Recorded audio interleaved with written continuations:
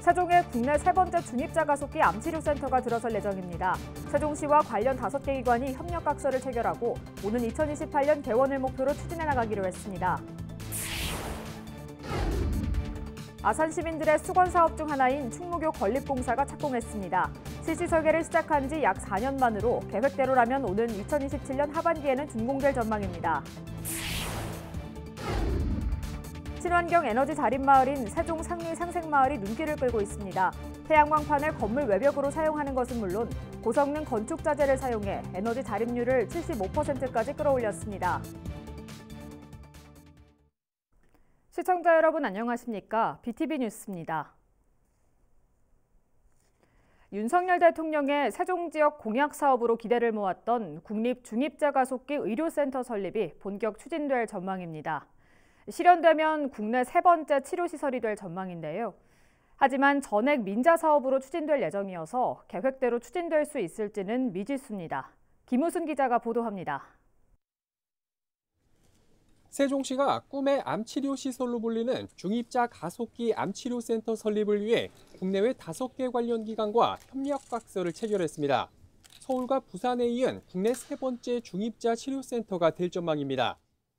현재 가동되고 있는 게 한 13개 정도라고 알고 있는데 만약에 이것이 성공한다면 우리나라가 중입자 가속기 암치료센터의 선구적인 역할을 할 수 있는 그런 시설이라고 생각을 합니다. 세종에서 진행되는 사업은 100% 민자 유치를 통해 이뤄집니다. 총 5천억 원을 들여 중입자 암치료 시설을 비롯해 건강검진시설, 숙박시설 등으로 구성된 암치료센터를 구축하고 오는 2028년 개원하는 게 목표입니다. 시는 센터 건립과 운영에 필요한 행정 지원에 나서며 각 기관은 인력 양성과 자금 제공, 사업 수행 등의 역할을 하게 됩니다. 다른 대학이 갖고 있지 못한 우리나라 최고의 원자력공학과를 가지고 있습니다. 의대와 공대가 같이 합해가지고 시너지를 낼 수 있는 가장 적절한 파트너가 아닌가. 弊社は韓国に重粒子線治療装置を納入した実績のあるメーカーで、韓国国内においてはすでに治療が開始されています。今後、韓国における重粒子線治療の普及に向けてより一層協力してまいりたいと思います。 센터가 설립되면 중부권 암 환자의 생명과 건강권은 물론 진료 선택권을 한층 높이는 계기가 될 것으로 기대됩니다. 다만 이번 협약이 법적 구속력이 없는 협력각서 체결에 불과한 데다 이미 제주에서 관련 사업이 한 차례 무산된 바 있어 앞으로 원만하게 진행될 수 있을지는 좀 더 지켜봐야 할 것으로 보입니다. BTV 뉴스 김우순입니다. 아산 시민들의 수건 사업 중 하나죠. 바로 충무교 건설공사입니다. 홍수위 부족은 물론 노후화된 데다 병목 현상까지 겹치면서 시민들의 불편이 이만저만이 아닌데요. 이를 해결하기 위한 공사가 드디어 시작됐습니다. 실시 설계를 시작한 지 약 4년 만으로 오는 2027년 하반기 준공될 예정입니다. 보도에 김장섭 기자입니다. 홍수위 부족은 물론 시설 노후화와 병목 현상을 개선하기 위해 추진된 충무교 건설공사가 드디어 착공했습니다. 지난 2019년 11월 실시 설계에 들어간 지 약 4년 만입니다. 충무교차로부터 석정교차로까지 954m가 4차로에서 6차로로 확장되며 길이 295m의 충무교와 교차로 두 곳이 포함됩니다. 실질적인 공사는 동절기가 끝난 뒤에 시작될 예정입니다. 공사 기간은 약 46개월로 계획대로라면 오는 2027년 하반기에는 준공될 전망입니다. 사업을 추진하는 대전국토지방관리청은 내년부터 공사가 실시되면 차량 우회 등 시민들의 불편이 예상된다며 양해를 구하는 한편 최대한 공사를 빨리 진행해 시민들이 원활히 통행할 수 있도록 노력하겠다고 말했습니다.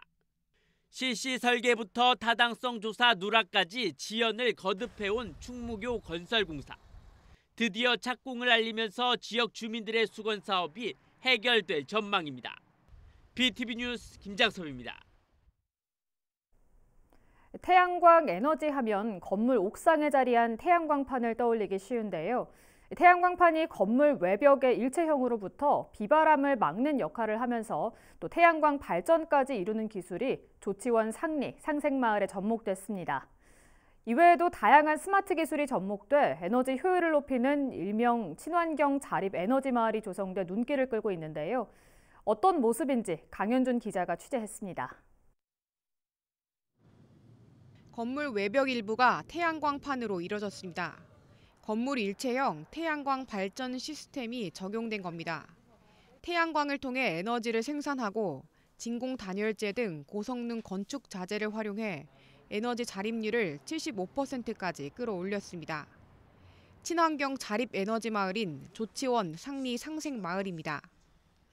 기후 변화와 환경에 대한 문제들을 관심을 갖고 있습니다. 자체 에너지 생산에서 약 75%를 감당할 수 있도록 지금 현재 나오고 있는 많은 신기술들을 적용한 것인데요.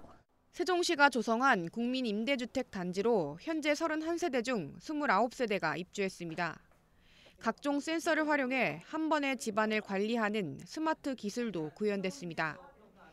특히 다소 생소하게 다가올 수 있는 에너지 효율과 기술적인 측면을 한눈에 볼 수 있도록 에너지 체험 공간도 함께 조성돼 실생활 속에서 어떻게 에너지 절약으로 이어지는지 손쉽게 체험 가능합니다. 지금 입주하신 분들은 보편적으로 대부분 만족하시는 거고요. 에너지 체험관이 운영하게 됐는데요. 타 지역의 주민들까지 견학을 와서 체험이나 교육, 그리고 기후환경, 또 에너지 전략 여러 가지 통해서 운영할 수 있는 그런 체험관이 됐으면 하는 바람입니다. 친환경 에너지를 활용하는 것을 넘어 지능형 스마트 기술을 통해 색다른 미래 주거 공간으로 진화하고 있습니다. BTV 뉴스 강현준입니다. 세종시와 세종충남대병원, NK세종병원 등 3개 기관이 응급환자 이송 협력체계 강화를 위한 업무 협약을 맺었습니다.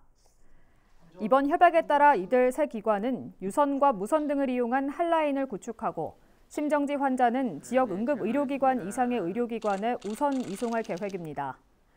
또 심내혈관 질환 등 중증 응급 환자는 응급의료기관의 혼잡도나 이송 환자의 중증도 등을 고려해 신속히 이송하고 해당 기관은 특별한 사유가 없는 경우 환자를 적극 수용하기로 했습니다. 세종시 오생활권 구간의 외곽 순환도로가 개통됐습니다. 개통 구간은 4생활권에 위치한 새나루 지하차도에서 세종 오송로까지 6.6km 구간입니다. 이 중 3.6km 구간은 지하차도나 터널로 돼 있으며 925m 길이의 근빛 노을교도 설치됐습니다.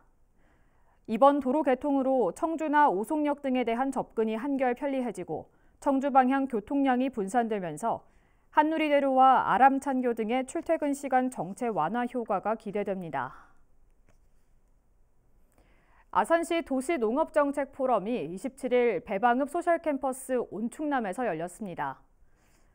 아산시 도시농업 공동체가 주최하고 힐링플랜트 사회적 협동조합이 주관한 이번 포럼은 텃밭 일궈 지역사회와 함께 나누다라는 주제로 복지기관에서의 도시농업의 활용, 도시농업 정책 등 발표가 이어졌습니다.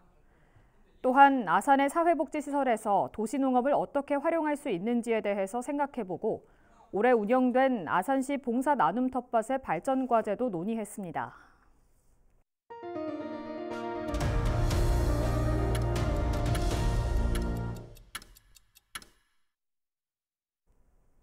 세종 호수공원과 중앙공원에서 일하던 용역업체 근로자의 고용 승계를 놓고 내년부터 관리 업무를 맡게 될 세종시설공단과 해당 근로자들이 갈등을 빚고 있다는 소식 며칠 전 전해드렸는데요. 논란이 커지자 원청이라고 할 수 있는 세종시가 이들에 대한 지원 대책을 내놨습니다. 과연 원만한 합의에 이를 수 있을까요? 김우순 기자가 보도합니다.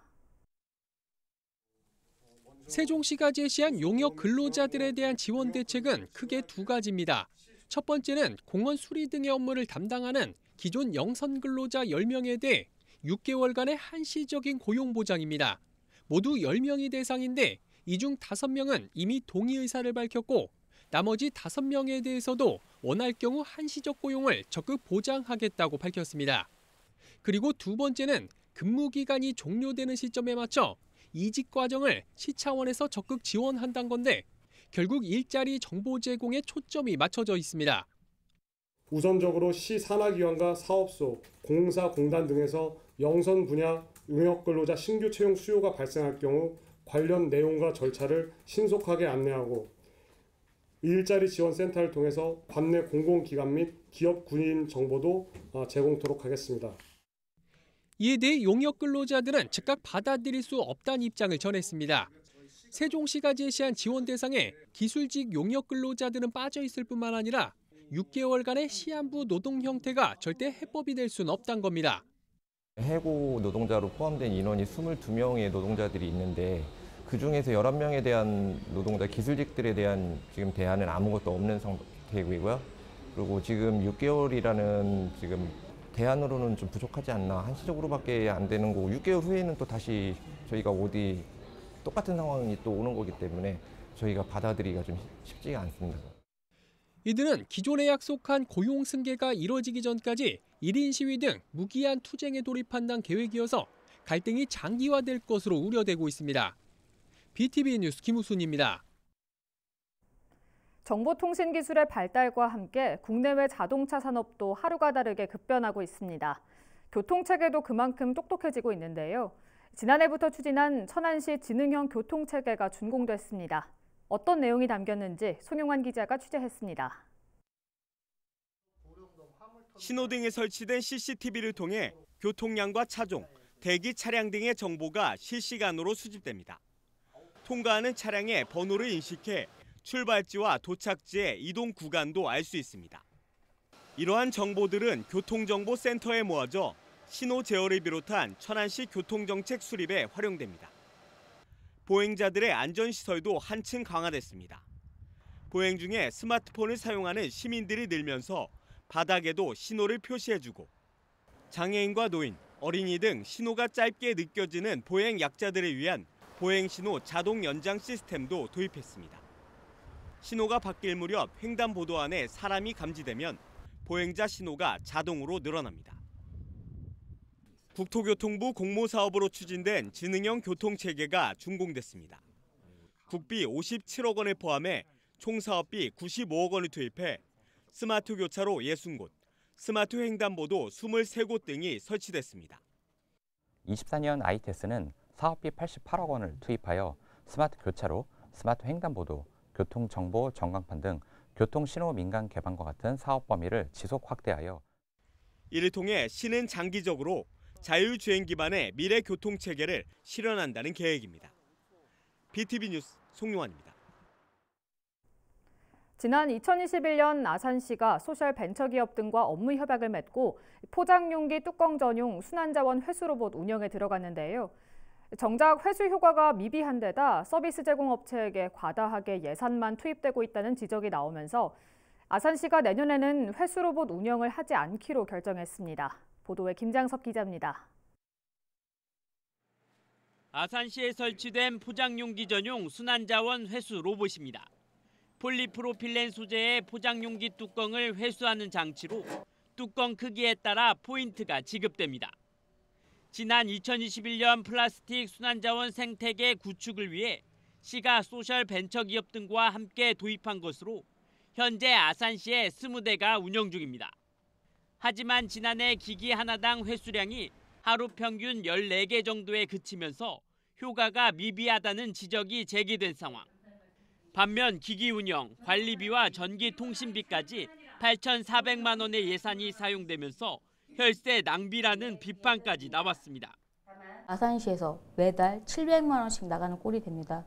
그러면 아산시 시민들이 이 상황에 이 사업을 봤을 때 어떻게 생각할지 저는 굉장히 의구심이 들고요. 여기에 올해에도 11월까지 회수량이 기기 한 대당 하루 평균 24개에 그쳤습니다.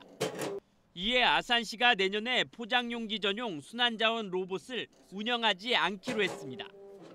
시는 당초 플라스틱 순환자원 생태계 구축을 위해 3년 동안 시행된 프로젝트였다며 기간이 만료된 데다 배달 수요 감소가 예상되고 예산 사용 등을 종합적으로 고려해 결정했다고 밝혔습니다.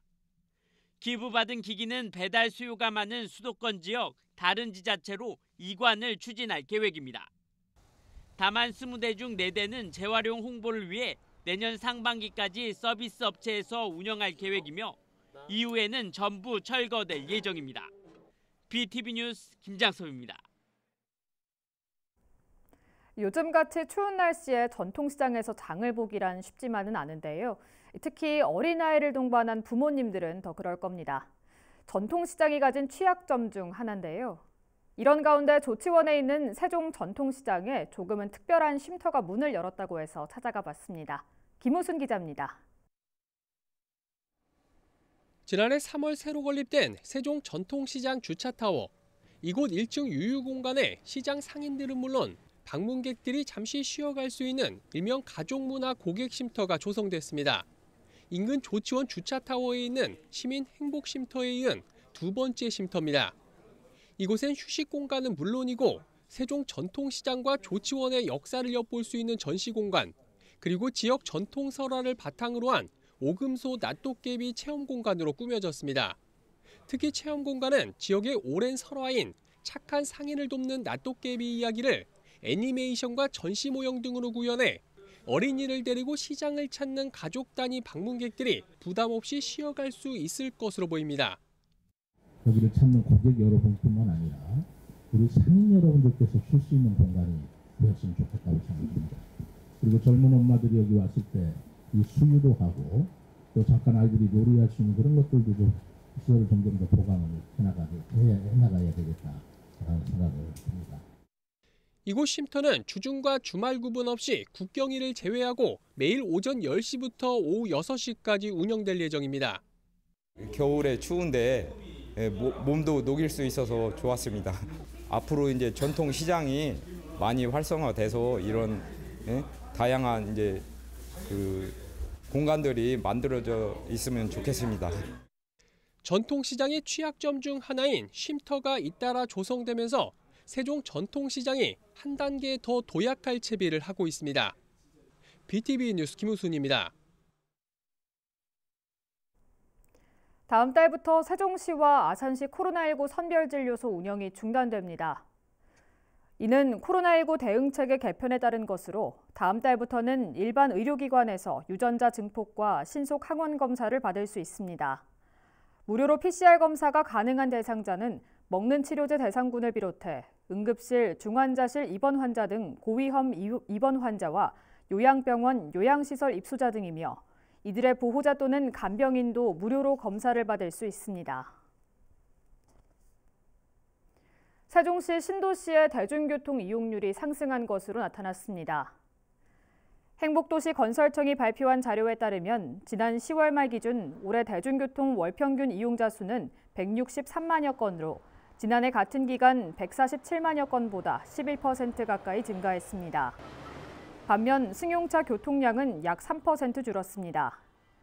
행복청은 같은 기간 인구는 약 2% 느는 데 그쳤지만 대중교통 이용률은 10% 넘게 증가했다며 도시교통체계 개선을 위한 노력이 긍정적인 지표로 이어지고 있다고 밝혔습니다. 내년부터 충남 지역 학교급식 식품비 단가가 평균 14.3% 인상됩니다. 충남교육청은 악화된 재정 여건 속에서도 성장기 학생들에게 건강한 급식을 제공하기 위해 이같이 결정했다고 밝혔습니다. 이에 따라 학생당 평균 급식 금액은 공립유치원 3,220원, 초등학교 3,300원, 중학교 3,810원, 고등학교 4,020원으로 오르게 됩니다. 천안시 동남구가 생애 최초 주택 구입 취득세 감면에 대한 일제조사에서 의무사항을 준수하지 않은 63건을 적발해 2억 2,500만 원을 추징했습니다.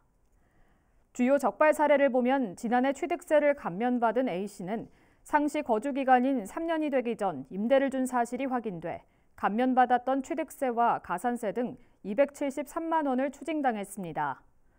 생애 처음으로 주택을 구입하면 주택 가격에 따라 200만 원 한도 내에서 취득세를 감면받을 수 있습니다.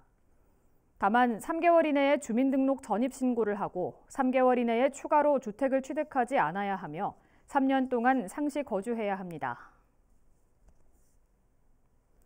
아산시가 제7기 아산시 청년위원회에서 활동할 청년을 공개 모집합니다. 청년위원회는 청년의 시정 참여기회를 보장하고 청년의 의견을 시정에 반영하기 위한 청년 대표기구입니다. 지원 자격은 공고일 기준 아산시에 주소가 있거나 생활권이 아산인 만 18세에서 39세 이하 청년으로 청년 정책에 관심이 있는 청년이면 누구나 지원이 가능합니다. 모집 기간은 다음 달 3일까지며 청년 아지트 나와유 누리집에서 신청할 수 있습니다. 아산시가 이순신 빙상장 겨울방학 특강에 참여할 초등학생과 중고등학생 수강생을 모집합니다. 종목은 쇼트와 피겨로 접수 기간은 오는 31일까지입니다. 모집 인원은 선착순 160명이며 모집 대상은 7세부터 고등학생까지입니다. 접수는 아산시 통합 예약 시스템으로 하거나 현장에서 하면 되며 강습 기간은 다음 달 9일부터 19일까지입니다. 올해 노후경유차 조기 폐차 지원 사업에 참여하지 못했더라도 폐차를 먼저 진행하면 내년에 보조금을 우선 지원받을 수 있는 길이 열렸습니다. 세종시는 보조금을 받지 못한 차량 소유자가 조기 폐차를 하는 경우 내년 사업을 통해 우선적으로 보조금을 지원하는 이른바 선폐차 지원 사업을 시행한다고 밝혔습니다. 지원 대상은 저감 장치가 부착되지 않은 배출가스 4, 5등급 경유차 등입니다. 기후변화와 환경오염이 심각해지면서 에너지 절약은 우리에게 남겨진 큰 숙제인데요.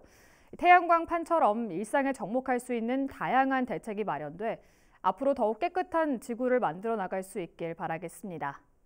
이상으로 BTV 뉴스를 마칩니다. 시청해주신 여러분 고맙습니다.